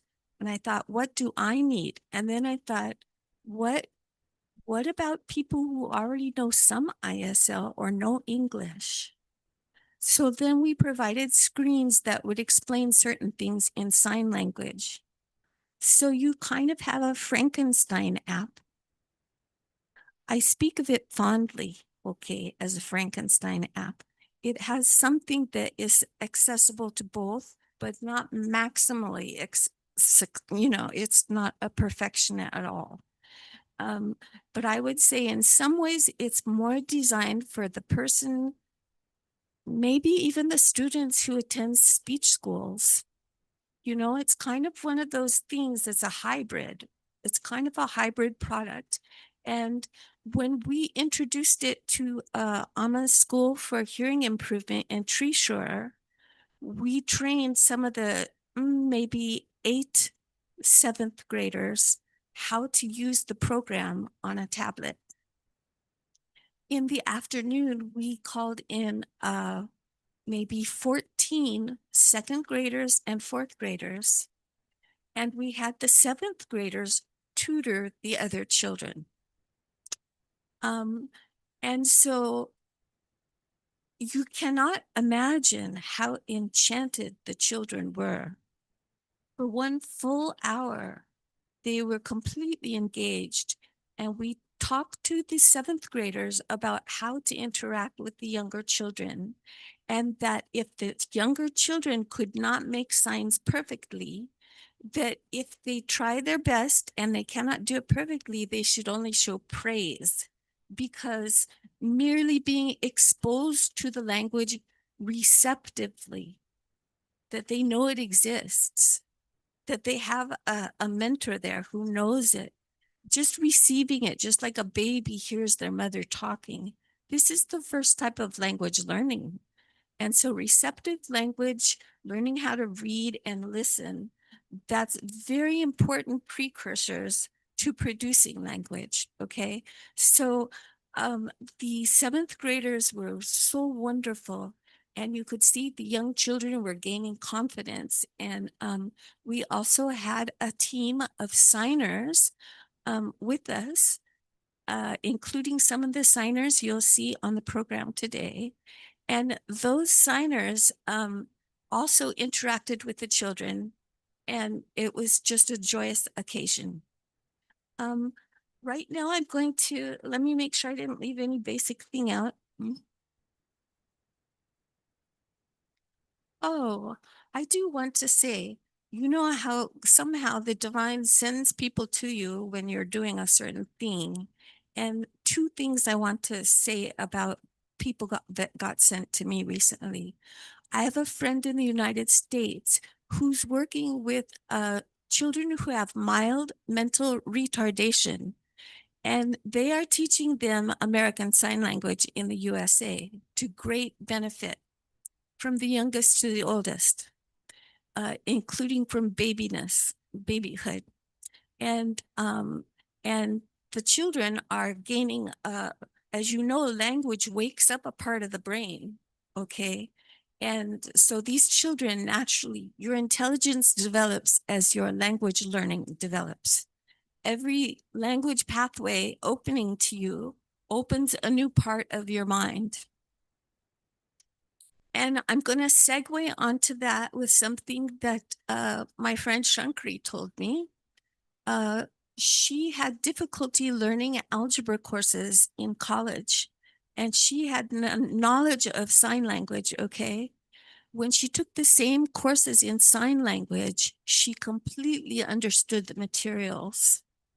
And so earlier today, we heard about Gardner's 8 different intelligences. I want to say, I think the idea is not fully developed, and there's room for probably master's and PhD level investigations on how spatial learning of spatial language like ISL wakes up different parts of the brain. And the fact that I can tell you as the teacher of those multi-level students, they performed brilliantly in math because I made a lot of manipulatives with them where we would do things with paper manipulatives that we created ourselves, or plastics, or anything to make it a spatial activity. Math became accessible. I think this pertains to the general population. And the third thing that happened was Shankri had been showing me some months ago the ISL sign language, practicing the alphabet. And I am a cashier in the Western Cafe at the ashram. Some days later, I was cashiering. And 10 minutes after the transaction, a customer said to me, "You gave me the wrong change." And I said, "I'm sorry, sir, but you have to tell about that while the transaction is happening." I had confidence there was no mistake because I always keep the bill in my hand when I give the change. But like 5 minutes later, I had a photograph in my mind of something at the cash register. I had a photographic memory of something at the cash register. It was my first experience with photographic memory. I believe that it was stimulated by learning something spatially. And so I believe that sign language actually should be taught to everybody. I want to make a case for that. I believe that everybody in every country should learn sign language because it develops your brain. And I think it unlocks some superpowers. I just want to say it like that. When I saw that photograph, I'm like, I was right. You know how we are all, but anyway, that photograph was incredible. Let me see. I just want to make sure I'm covering. Did that. Oh, let me go straight to the product and let me say, there is a social problem you may be aware of in schools, which are made for children with cochlear implants and developing speech, where the parents actually do not want their children to learn sign language. There's 2 things that we are going to try to address with that. In Treesure, we have a secondary campus for regular education, and it's within walking distance of the hearing school. And so we're going to attempt to do ISL classes there. And then after the students has gained a little proficiency, maybe use some of our expert 7th graders to be in dialogues with them and do something to promote the fact that, hey, it's cool to know sign language. Our hearing students are doing it now. And we should probably do some preliminary studies so we can show parents that we're investigating the power of sign language to unlock the brain's powers, and do a write-up and try to make a promotional program like that. We need something like that. We need it in India. We do need that. I believe also that once we've gathered some information, I'm hoping the government can get on board because the most important thing would be public messaging to the general public about sign language and how it fully develops the brain, especially if taught to the children from being a baby, because there's only a cognitive window where you can maximally learn language. This much I learned in regular education when I was teaching my students there. So we really, really, really, really need to push hard to make sure that children receive sign language from a young age. And I think inroads need to be made with government to make those kinds of things into public announcements also. I'm going to briefly show you the platform and also let you know that it's our desire and intention to make an app where we can have a lot more freedom over the content, where we can have conversational avatars, where when the student masters a topic, then an avatar, which they can change to their liking, can discuss the topics where they already have 100% confidence because they have already passed the assessments in the regular curriculum. And so we are teaching question format then and answer format as part of that. So these are future directions. Now I will spend just a few minutes showing you the actual program. Let me tell you, it is only fully developed in a few sections. And so if you visit the site, you're only going to find all of the features I'm showing you in 1 or 2 sections. We're building it out with materials that we already have, but Create usually has 10 huge projects at a time. And so I wanted them to be a little more careful with certain things. So we're making the big push right after this conference to complete the materials we already have and input it. But I'm going to show you now the full features that are available on the first topics, okay? So if you go there, don't be surprised if there's not a complete product there. It will be fully complete in the sections I'm showing you. How to go there. At the top of the screen, you'll see you simply go to OLabs, okay? olabs.edu.in for India. Once you're on that screen, you'll have the choice of so many topics. And ISL is at the bottom because it's the newest. So that's where you'll find it. Right now, I'm going to select from the screen, and I want you to know this works on smartphones too. I'm going to select Home, Family, and Health. And here is a video of Anu showing the title Home, Family, and Health. We want to press the Enter button. And did I press the wrong button? No, I think I pressed Enter. Okay, here we go. Words only is the section it will take us to. You'll see that there are topics here. You can choose fruits, vegetables, or groceries. We're not going to stay on words only, but that's where we are right now. I'll show you that there are images here. And when you click the play button for an image, there's another play button on the bottom right.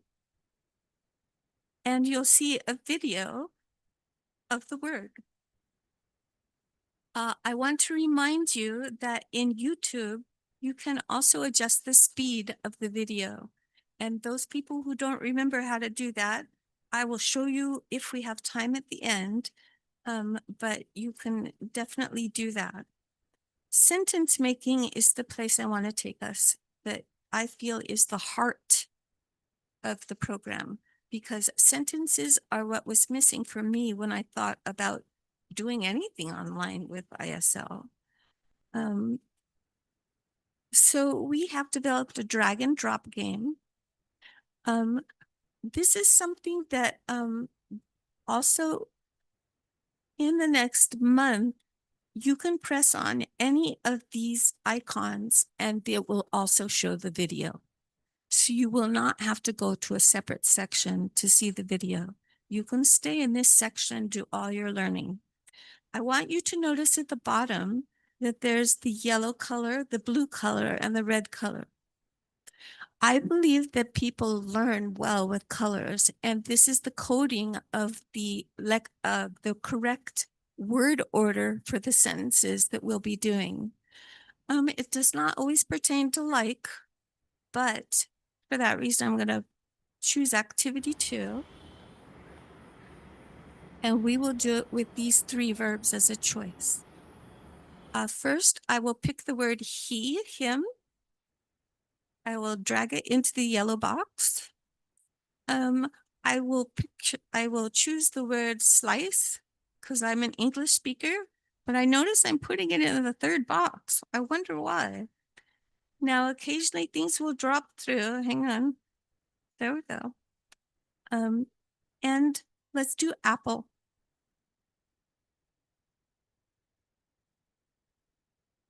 And then you get a video of he eating apple slicing. He apple slicing. Now, if they have learned the individual words here on this page itself, which is what will be happening very, very soon at the part of the original design, and they watch this video, then they get to see the whole sentence made and they can start to identify the individual words. You have a choice of clear all at the bottom for these, but let's say I just want to change slice. I want to change it to eat. So I can, as a beginner, watch the same video and all the components will be the same except for the verb. And I'm telling you, as a beginner, this really worked for me. Now, did that show? I was not even looking. Let's check out. We'll switch out eat for, let's do buy.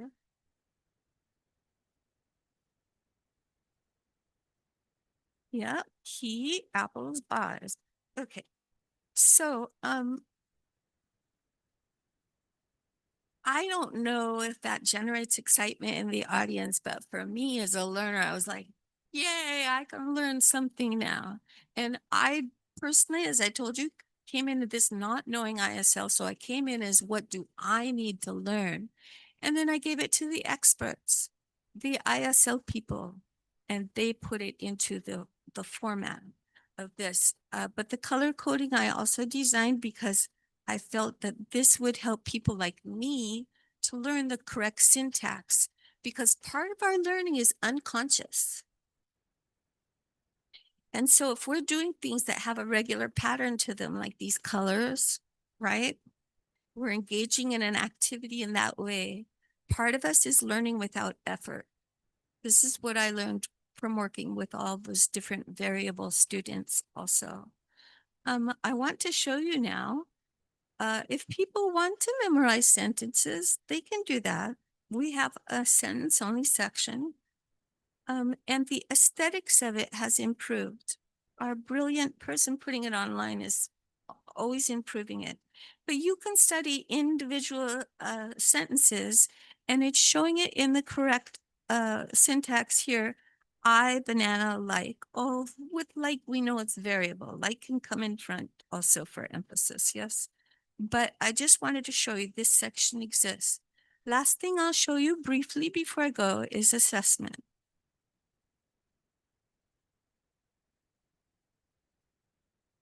Okay, for assessment, what happens is you press the play button and you see a video and actually the dark screen persisted on this particular one. Usually it does not. Let's see if that happens again. It does. Normally it's working where it's a light screen through the whole thing.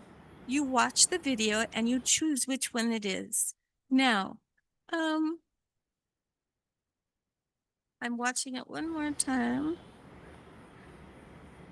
Okay. let me make a wrong guess. He's eating mangoes. Now I'm going to submit it. Uh-oh, that went very fast. Let's do this one.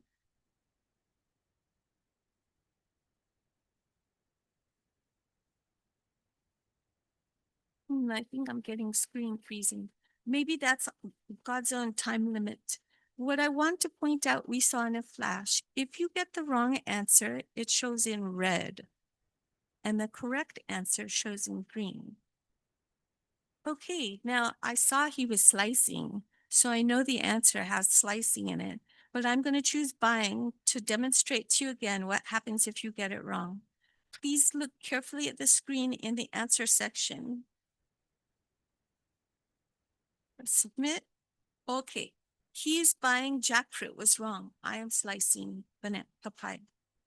Last thing I'll say to you is with the X Prize in the USA, one thing we learned from looking at the usage data from the thousands of people that used it, many users used the assessment most.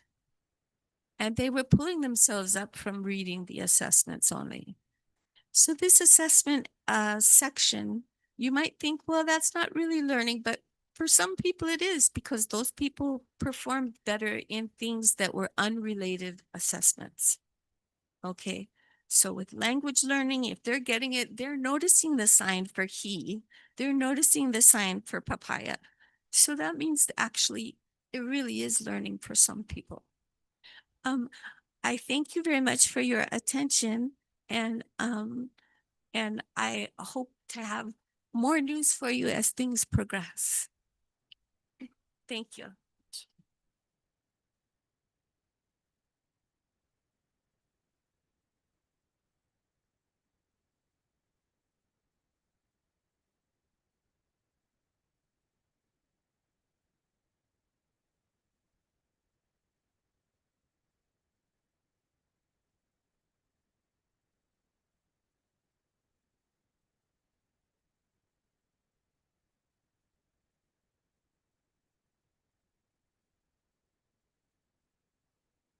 Thank you, Ms. Catherine Duport, for that engaging demonstration.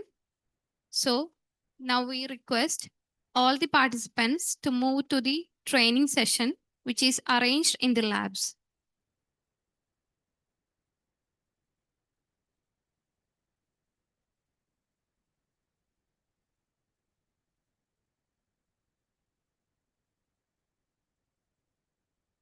Thank you, everyone.